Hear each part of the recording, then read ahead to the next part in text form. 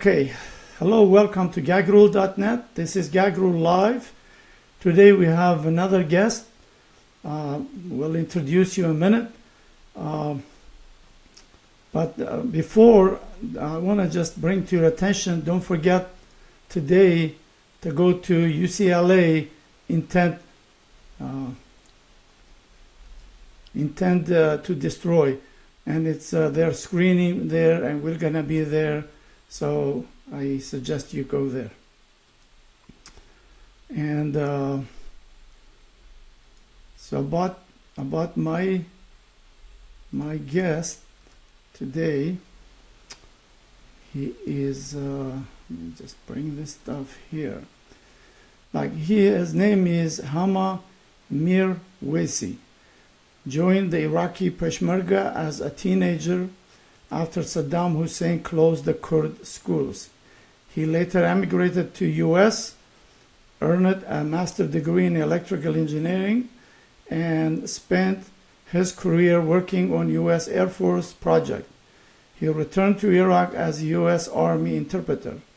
Today he lives in Florida, where he writes about history of the Kurds and why they want to be free.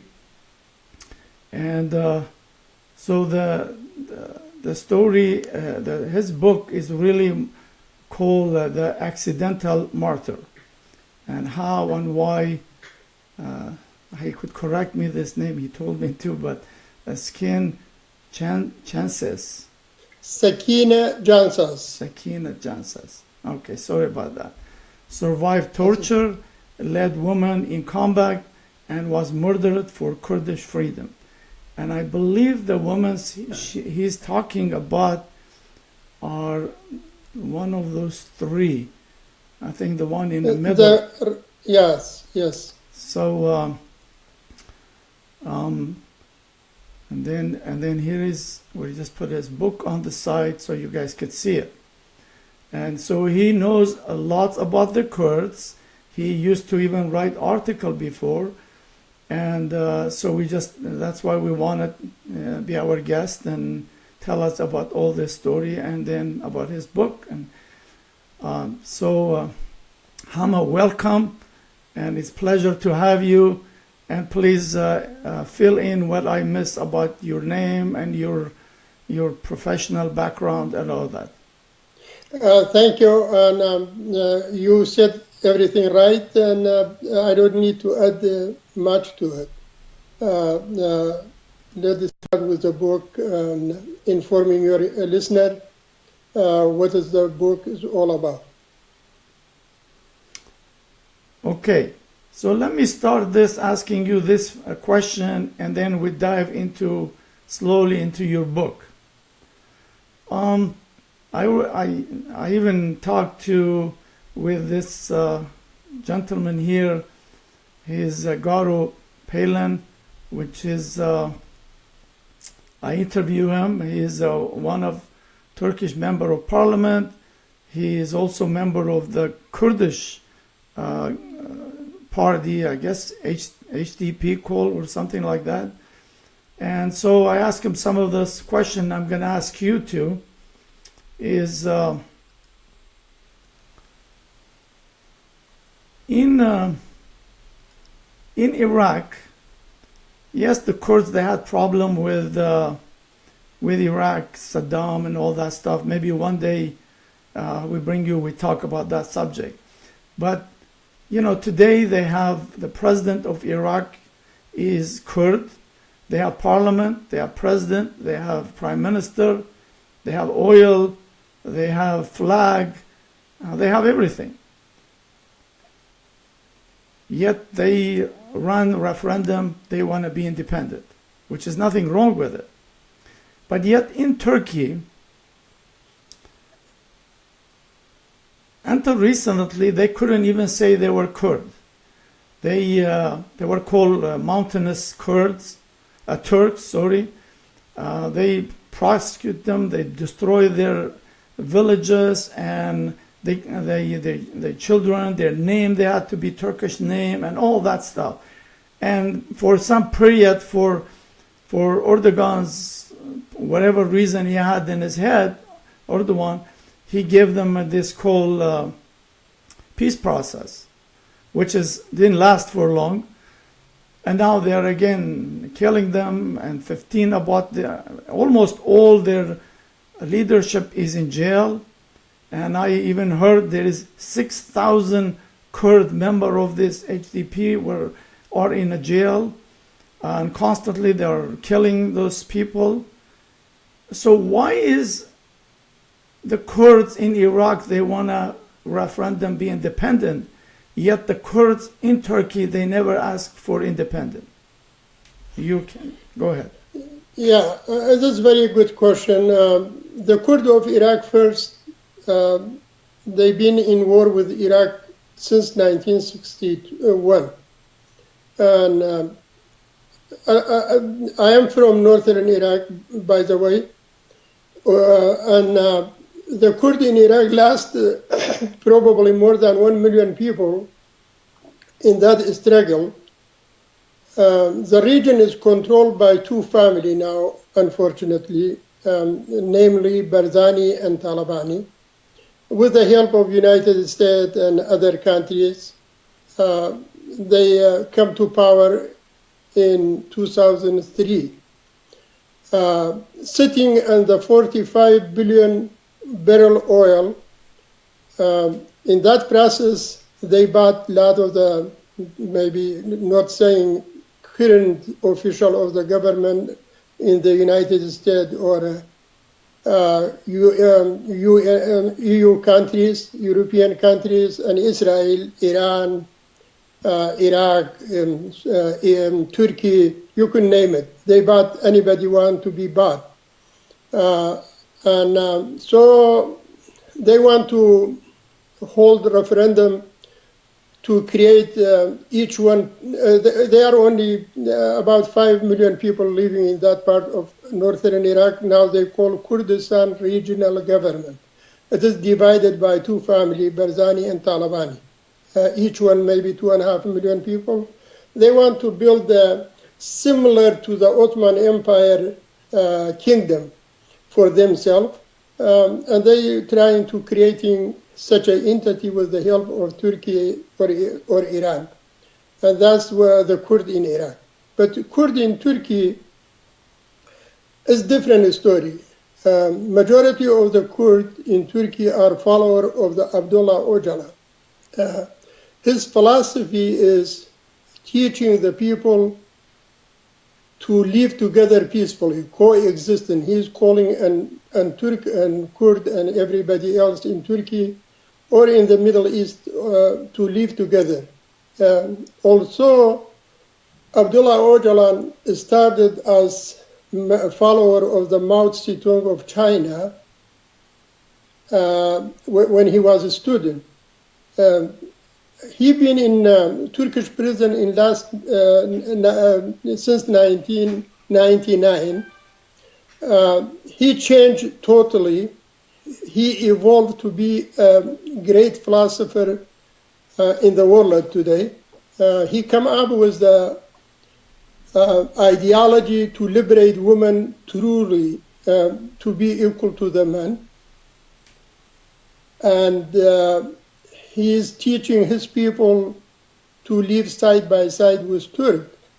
But in Iraq, it's different stories. So Abdullah Öcalan wants total freedom for Kurd, not gimmick. He is not seeking to be king and his family ruling Kurd forever.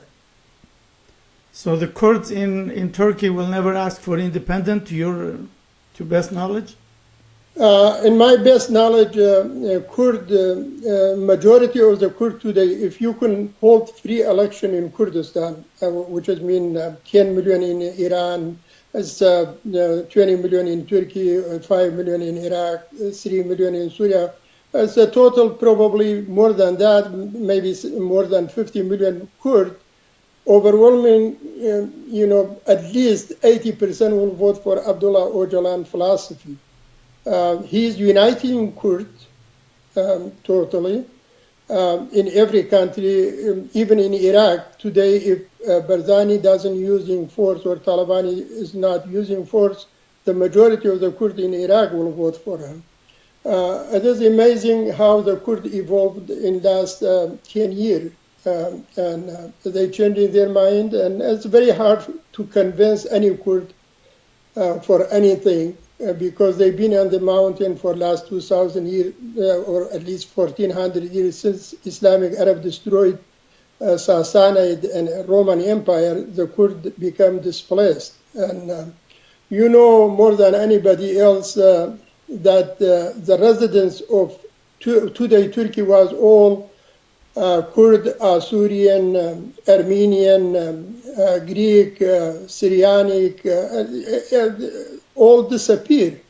The Turk killed most of them because they was Christian, and the Kurds survived. They killed a lot of the Kurds, but the Kurds survived, and convert to Islam, and they saved their life. The Zagros mountain saved them.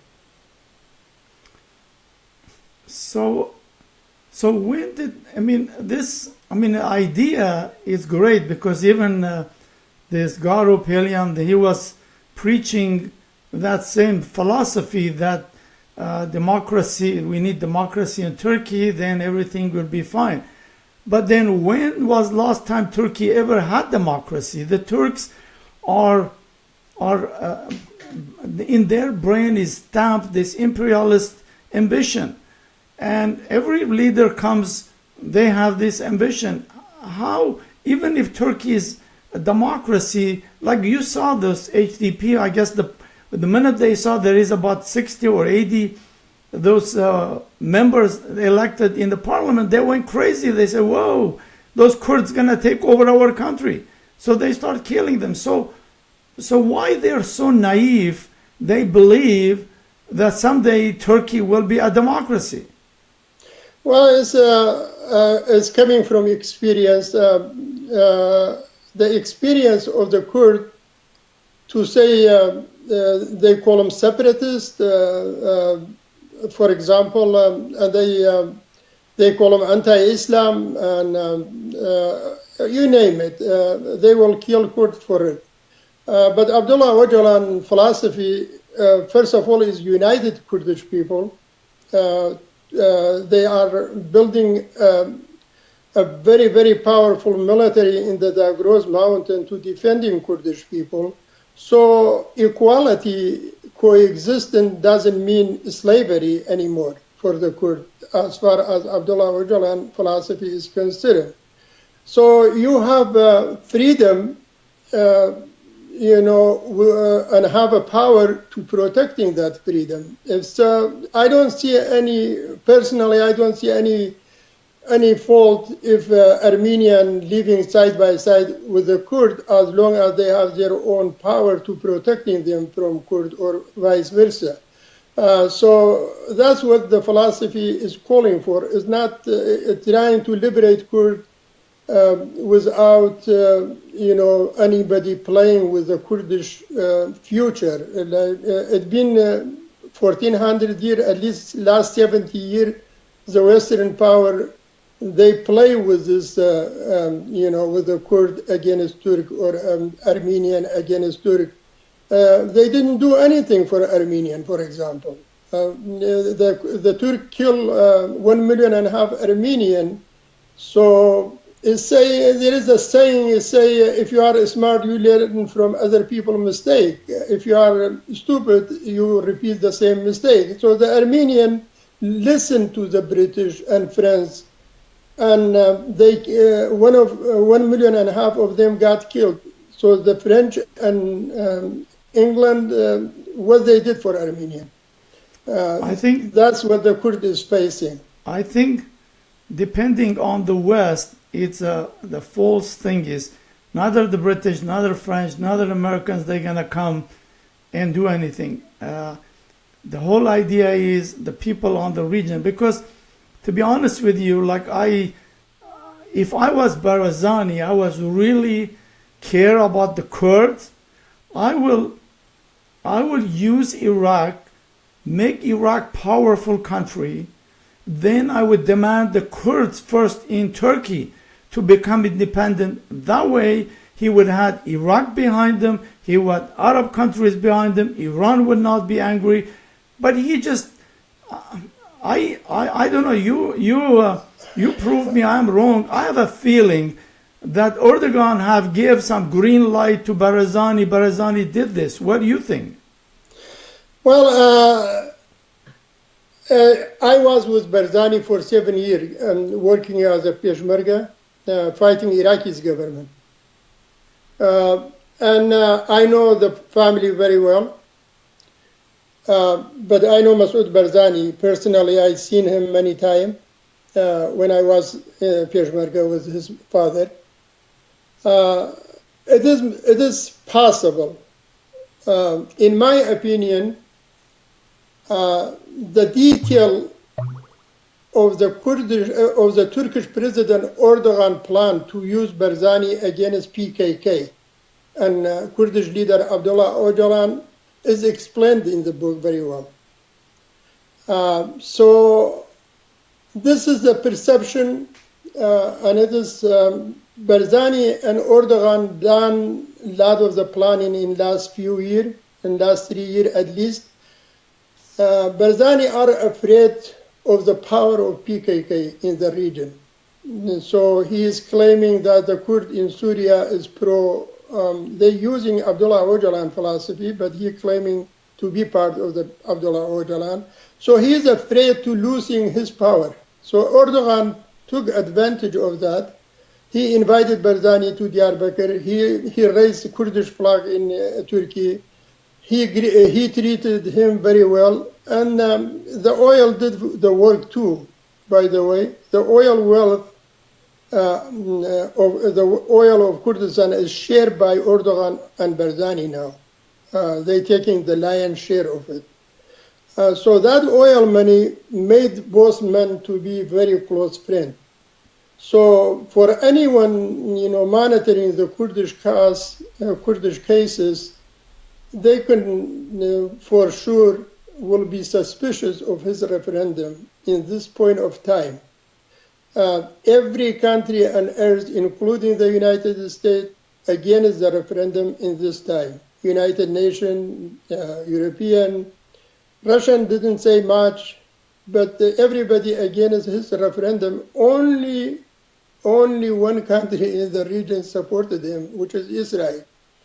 Why Israel supporting them? Well, Israel have different stories. Israel is very close to Erdogan and very close to Barzani. So only Israel supported them, and maybe the oil money bought some Israelis ex-official, just like they bought others. So it's oil interest and water interest of Kurdistan bringing the Israel on board. Let's talk about your book. So what made you to write this book? Well, I was working, like you introduced me as an interpreter or a translator for the U.S. Army 2.5 years in Iraq war. And I come across a couple of words, nobody knows the meaning, they said. And plus one day, one Arab guy tapped on my shoulder. He said, "The Kurd have any history?" That one drive me to think about it, and coming to trying to writing the Kurdish people history in last 12,000 years, which is I did. And then I come across this Abdullah Öcalan philosophy. Originally, I thought he was a follower of Mao Zedong of China, a communist. I really didn't pay much attention to what he's saying. After I read one of his books, and I understand he evolved. He was a communist, but he's no longer a communist. He is a major philosopher after writing more than 10 books in prison. And the woman struggle come to my attention, and after they assassinated those 3 women in Paris, Sakine Cansiz was a co-founder of PKK, very close to Abdullah Öcalan. She convinced Abdullah Öcalan to come out with called Xenology, Womanology book. And the book is giving the woman total equality with the man. And that's what Sakine Cansiz's struggle was for woman freedom. And she achieved it. She was in Turkish jail for 10 years, went through every kind of the torture. Even the government of Turkey admitted the jailer crime. They cut her breath. They did everything to her, raping constantly, but she survived. And she went join Abdullah Öcalan in Syria and went to the mountain of Kurdistan and fought Turkey successfully.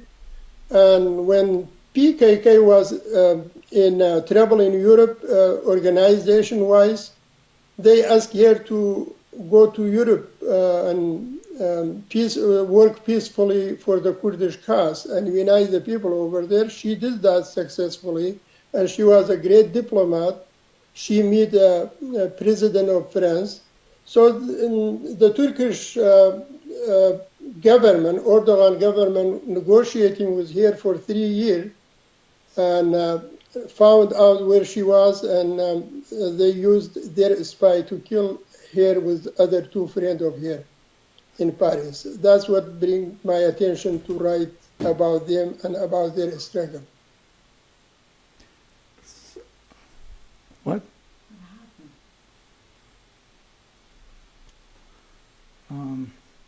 Sorry about that.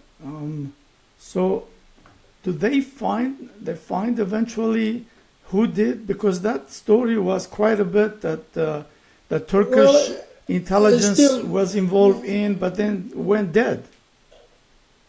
It is not 100% proven in the court of the law because first of all, I think there is a cover-up by the French government. They don't pursuing the case, or they don't have a power to get information from Turkey. As everybody knows, the Islamists have split in Turkey. Erdogan is against Fethullah Gulen, and so they claim the information was released by Fethullah Gulen information that Omar Guni, the guy killed those 3 women, was working for the Turkish intelligence services. But the government of Turkey is denying and won't giving any information according to French government. So the Kurd doesn't have a power to bring the person die in jail mysteriously, and there is no follow on by the French government to say jeopardizing their own interest for the 3 Kurdish women got killed in Paris. But the perception is that the Turkish government was involved, Erdogan government was involved of the killing of those 3 women. So right now it's dead, right? So there is nobody's following up or anything. Well, only Kurd following. They demonstrating. Her status. Unfortunately, in the Kurdish people, when you die, they recognize your potential. But when you are alive, they don't do that. Now she is almost equivalent to Abdullah Öcalan among the Kurds for her struggle. But that's all. They remembering her every year, and many women join PKK after her death, and they want trying to be here for the Kurdish causes. Yeah, well, I guess the Kurdish women, they really pretty good fighters, so there's no question about that. Well, those Kurdish women fight very well in Syria after what the ISIS, Islamic terrorists, did to the Yazidi Kurdish woman. In this modern day, the Arab exactly did what the initial Islam did in the region, in enslaving women and sell them in the free market. But nobody in the world speak out, forcefully, especially women organization around the world. They didn't care about, in this modern day, slavery doesn't exist, but the Arab is repeating what they did 1400 years ago to the Yazidi Kurdish woman. Now, what other things like you go into your book? Since we don't have the book, you send me that soft copy. I read. I didn't have enough time to even read some. But what is in your book? What you go into it beside the woman? The book is very briefly going through the last 12,000 years of Kurdish history. This is the only book by me is edited by the famous American editor, and so he worked with me on the book for 1.5 years. So it's different from other book I wrote myself and published it myself. The book is contain geopolitical analysis for anybody is interesting to know about the region. The book is discussing the Israeli relationship to the Kurds. The book is going through where Turks come from, what year they come up to the border, and how they settle in that region of Anatolia, and how many people they killed to make room for themselves. It is in detail, and their brutality, how they used, and then touching upon Iran, upon Syria, upon Iraq. So it's covering everybody in the book, at least in last 70 years, what happened to the Kurds in that region of Middle East. So the book is explaining everything for the people who are interested, especially for the women, to understand the women's struggle in that part of the world. And the book is really Islamic world, like Erdogan or Iranian leader, very, very afraid of this Kurdish movement in Kurdistan, because Islam is much, much harsher on women than Judaism and Christian. In Christian world, at least women got little freedom, still looked upon as a sex symbol. But the equality of Öcalan offering the woman is in very short time made them to be equal to the men, changed the mind of those members of the PKK to think about the woman as sex object. They look at them as a partner in life. They have respect for the woman, and the woman vice versa. So the equality between men and women is coming through power.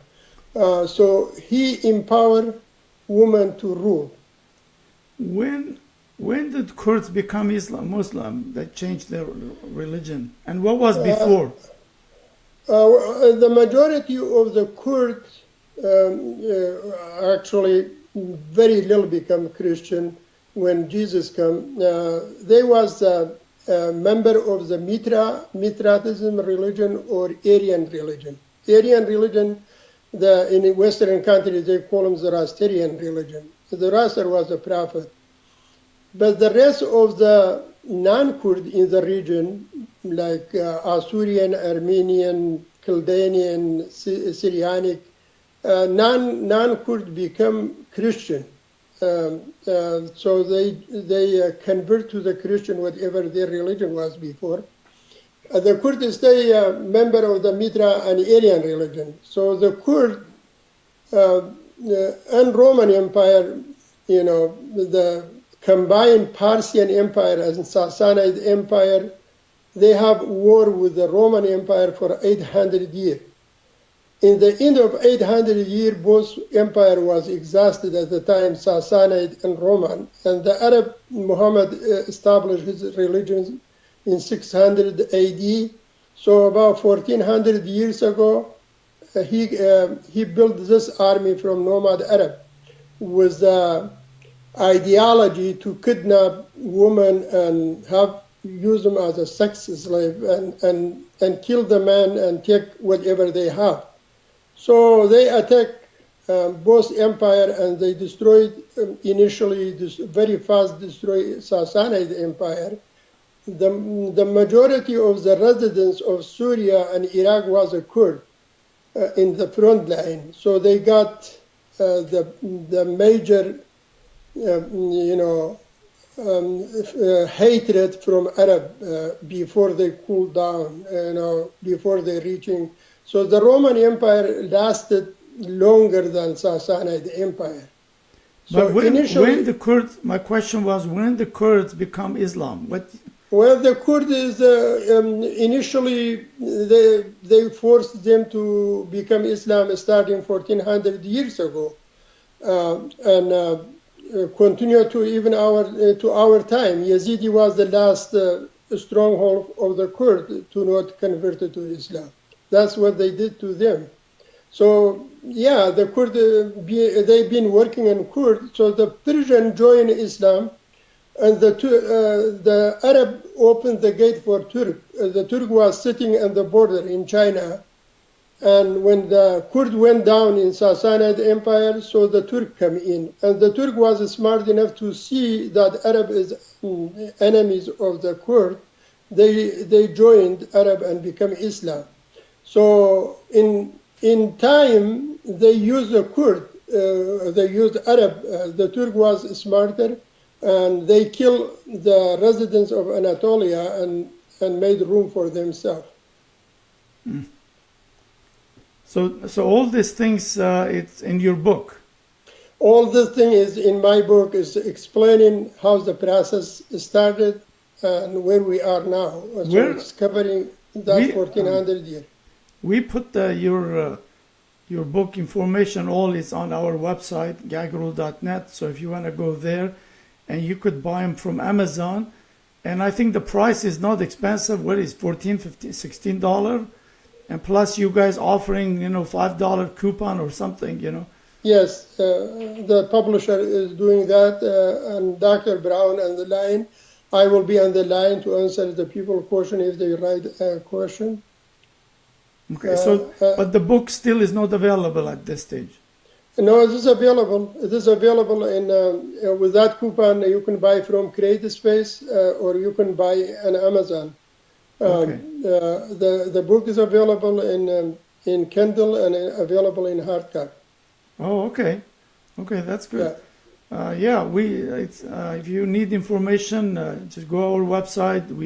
We put all that in there, and just and go to Amazon or wherever. Buy. Actually, price is not expensive, and it's if you need to know anything about Kurd history and the region, this is good for you for research, whatever you want to do, or give a gift to somebody. So I'm just going to give you a last word. Just say whatever you want in last 2 minutes, and then we'll probably bring you back, talk about other subject about Kurd in Iraq and Iran and all that stuff. And seems to me you spend lots of time in there. You know these areas. So go ahead. Well, I want to thank you and thank again for giving me an opportunity to be with your listener. I hope the people will take some time and trying to find out about the Kurdish people and their struggle for peace and freedom in Kurdistan. Kurd want to be is very friendly toward the U.S., but the U.S. government is the big power, and they really don't. Is not one person to say they will be friends with. My work is trying to be friends with the American people, trying to make a friendship between Kurd and American people. If American people supporting the Kurd, so the American politician hopefully won't betray them. So the Kurd is not, the Kurdish loyal to Abdullah Öcalan. I know the region very well. They are not 100%, believing the U.S. to be an ally, because they are afraid to be betrayed. So the Kurd in Syria or Iran or Iraq or Turkey, they are only depending on Kurdish people.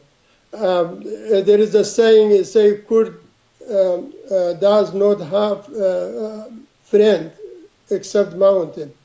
It is true. The Kurds survive Islamic imperialists. Islamic Arab imperialists is surviving the Persian of India imperialists, surviving the Turkish Mughal Empire imperialists, and to this day, and they getting strong and strong every day passing.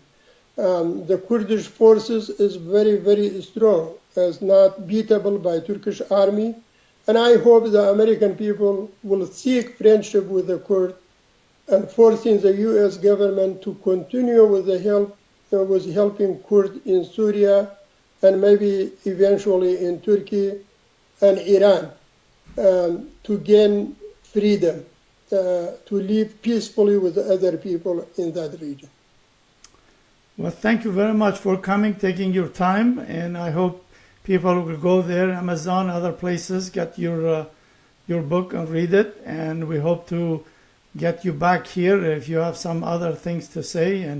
And we here at GagruleLive, we always say we are the voice of the victim of Turkish crime against humanity. So whether you're Kurd and Greek or Bulgarian or Assyrian or Armenian, everybody's welcome here, and we will promote your cause, whatever need to be done. And thank you, Hamma, for coming, and thank you for watching this, and we'll bring you some other episode. We have so much stuff, we just don't have no time to put all these things on there.